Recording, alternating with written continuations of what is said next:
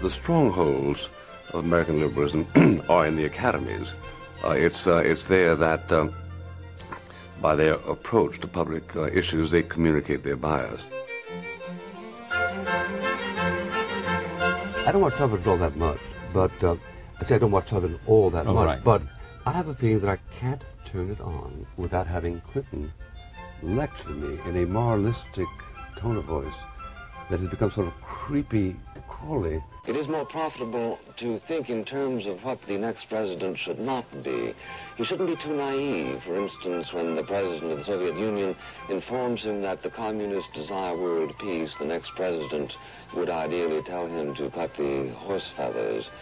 He shouldn't crave the idolatry of world opinion. For instance, when criticized by the United Nations for taking a position he feels he needs to take in the best interests of his country, he should feel free quite ostentatiously to turn off the national earphone. He shouldn't form too high an opinion of himself.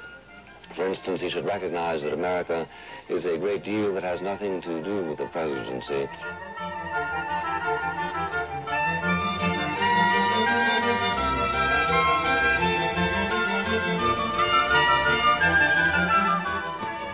What am I hanging on for? Now, to the extent that I may give pleasure to my family, that's an important consideration. But it's going to happen sometime, like the magazine having a new editor. Yeah. So why not go ahead and do it? I'm not going to commit suicide. I think that's wrong to do. But But you're ready. absolutely. If I had a pill which would reduce my age by 25 years, I wouldn't take it. Why not? Because I'm tired of life. Are you really? Yeah. I really am. I'm utterly prepared to stop living on.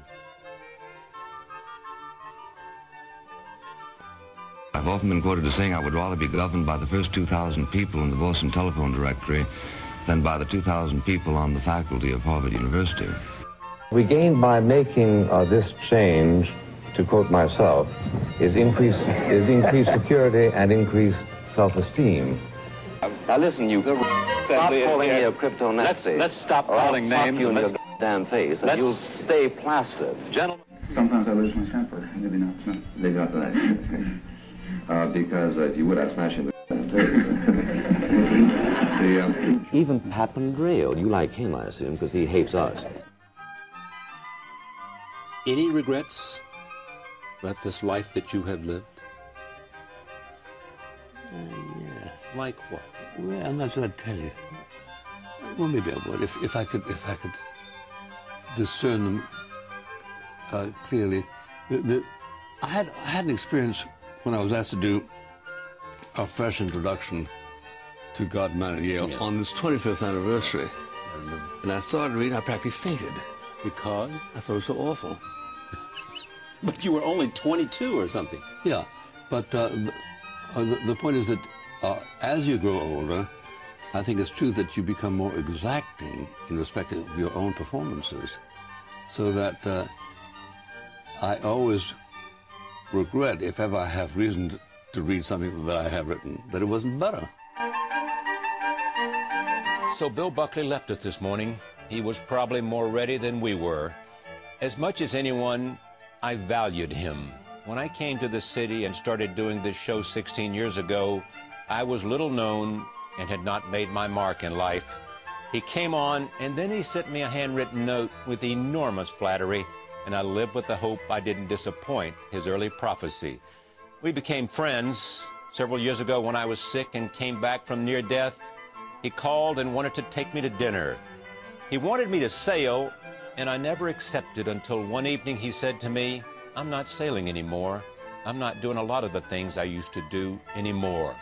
Why don't I ever learn? There is not always tomorrow. I last saw him at Pat's memorial service, and I knew her death was a last crushing disappointment for him. People were walking by as he sat in a chair on the front row after the service. I was last in line, and when I stopped, he looked up, and he saw me, and he started crying. And I said, "I'll come see you," thinking there will always be a tomorrow. And now he is gone. There is no tomorrow. But what a life, what a man, and what a friend.